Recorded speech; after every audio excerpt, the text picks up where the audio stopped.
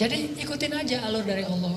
Banyak banget pelajaran yang kita bisa ambil dari cerita-cerita orang soleh kayak gini. Oh berarti gitu caranya. Kalau kita pengen diberkahi nanti keturunan kita, ikutin aja cara Allah. Dan Allah punya rahasia-rahasia surprise yang luar biasa dalam hidup kita. Kalau Allah udah berkehendak, kun, udah gak ada yang bisa mengubah. Allah cuma bilang kun, jadi langsung tuh. Ini namanya kebesaran Allah. Belajar dari Zaid, belajar dari Zainab, belajar dari Julaibib, belajar dari Fatimah dan Ali. Ada lagi kisah lain tentang seorang cewek pedagang susu di zaman Umar. Ini terkenal nih. Umar tuh kalau malam-malam suka belusukan, melihat rakyatnya ke gang-gang gitu. Suatu malam habis belusukan, Umar capek, akhirnya bersandar istirahat di dinding rumah seseorang. Bersandar. Lagi bersandar ngedengerin percakapan obrolan antara seorang ibu sama putrinya, sama anaknya. Kata ibu itu, wahai putriku, campurlah susu itu dengan air supaya kita dapat untung lebih besok di pasar. Kata anaknya, ibu, jangan, nanti akan dimarahi dan dihukum oleh Amirul Mukminin Umar bin Khattab. Kan Umar melarang kita curang dalam berdagang. Kata ibunya, kan Umar gak mendengar, jadi kamu campur aja, gak ada Umar juga di sini. Padahal Umar gak sengaja qadarullah mendengar sambil istirahat. Ketika ibunya bilang Umar gak mendengar, Umar gak tahu, anaknya bilang, wah ibu, sesungguhnya Umar memang tidak mendengar, tapi Tuhannya Umar, Rabbu Umar, Allah subhanahu wa ta'ala maha tahu. Wahai ibu, saya gak berani. Gimana kita akan ngomong ke Allah nanti? Ini perempuan soleha, memantaskan diri. Sehingga Umar langsung bilang ke asistennya, tandain rumah ini ya, RT berapa, RW berapa, entah kita datangin. Ditandain sama asistennya. Pulang besok pagi, panggil anaknya, namanya Qasim. Qasim, ikut ayah? Ya, ikut. Gak dikasih tahu juga mau ngapain, ikut aja. Nih luar biasanya orang dulu. Datang, tok. Assalamualaikum, waalaikumsalam. Dibukain sama ibunya. Ngelihat Umar, langsung gemetaran ibunya teh. Tahu kalau dia bersalah. Umar minta izin masuk. Ada apa ya Amirul Mukminin? Apa yang bisa kami bantu? Kayak lebay gitu. Namanya juga orang bersalah. Jadi cari-cari muka supaya dia nggak dihukum. Apa yang bisa saya bantu? Hai Amirul Mukminin, ada masalah apa? Umar mengatakan, semalam saya nggak sengaja lagi istirahat bersandar di dinding rumah ibu. Dan saya mendengar percakapan ibu dengan putri ibu tentang susu itu. Langsung dia nangis.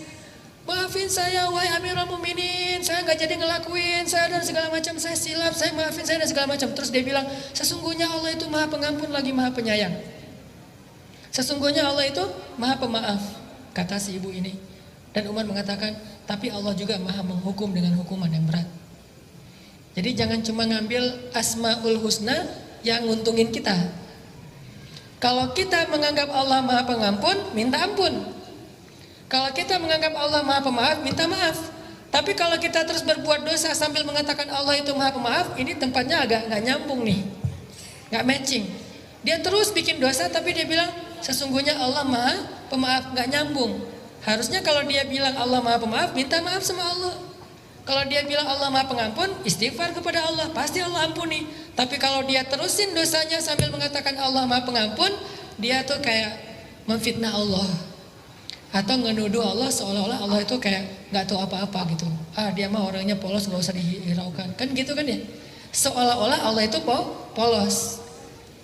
Padahal ada nama lain, Allah juga dzuntiqam. Allah juga menghukum sesuai dengan dosanya. Tapi kalau minta maaf, Allah pasti maafin semua dosa tanpa ada pengecualian.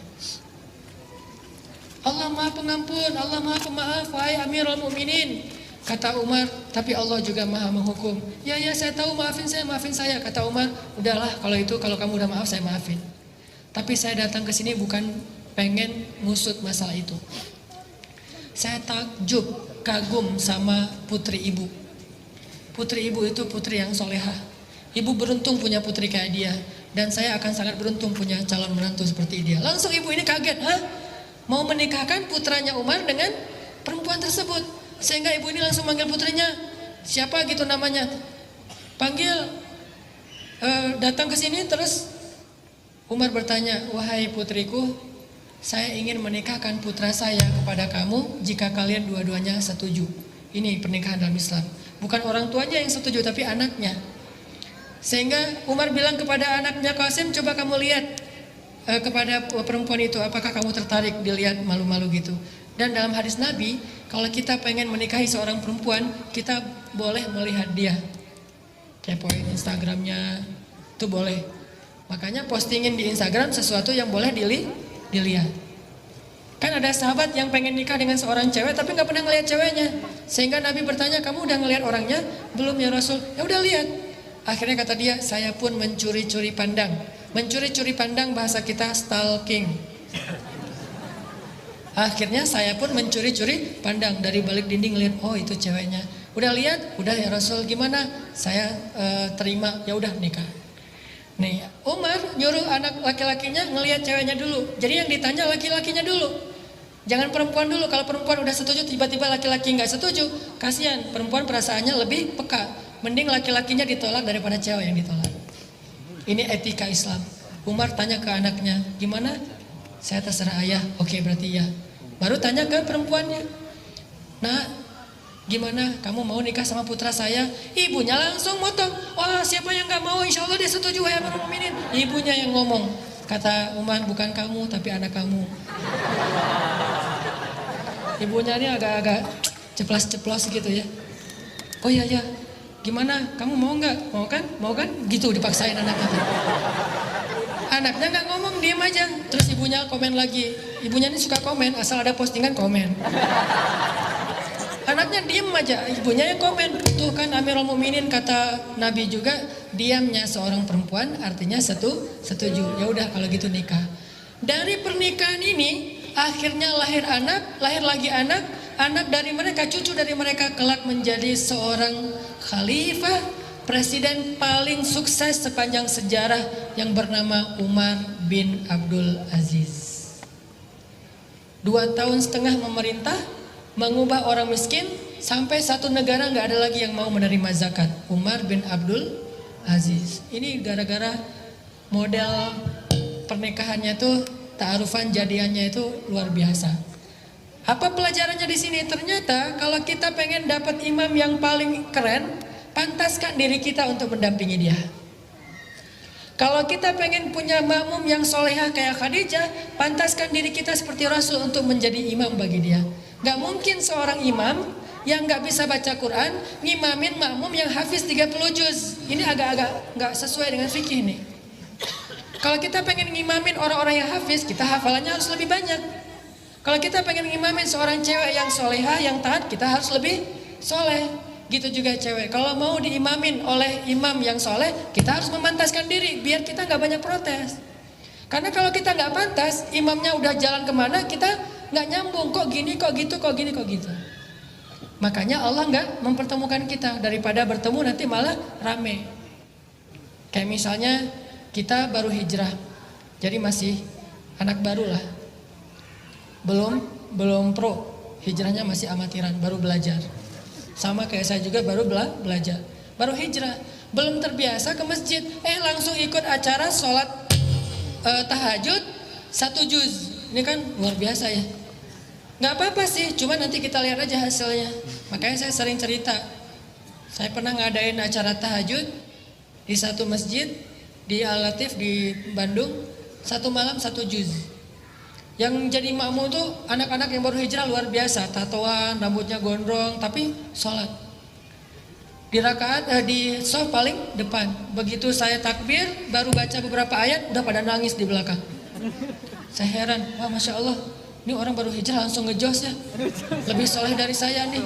Belum apa-apa udah nangis. Akhirnya saya ngerasa nggak enak hati. Udah deh, saya nangis juga gara-gara mereka. Nangis. Nggak enak sama makmum. Nangis dan nangis juga. Nangisnya luar biasa. Begitu selesai sholat saya tanya, kok kalian bisa gitu ya, sholat khusyuk banget sampai nangis-nangis segala. Ustadz, itu bukan khusyuk kata mereka. Ustadz bacanya kepanjangan. Ini nih kalau nggak nyambung makmum sama imam. Kenapa kok kita pengen punya imam yang sholat tapi belum datang juga? Karena mungkin kita belum menjadi seperti perempuan itu yang memantaskan diri buat dia.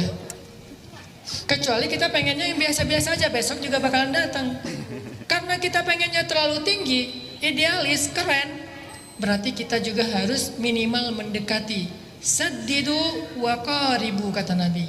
Persiskan diri kalian, pantaskan diri kalian, atau minimal dekati sesuatu yang baik itu. Baru nanti dia datang. Jadi kalau pengen mempercepat kedatangan imam yang idaman itu, maka ayo kita akselerasi, memperbaiki diri sampai kita pantas bagi dia. Kalau pengen cepat bisa diterima lamarannya oleh seorang cewek yang idaman banget, maka pantaskan diri kita untuk ngimamin dia. Itu pesan dari adegan antara Umar dengan perempuan penjual susu. Ini cerita-cerita orang yang luar biasa. Cerita-cerita kayak gini tuh terjadi dan banyak hikmahnya. Kita belajar dari mereka.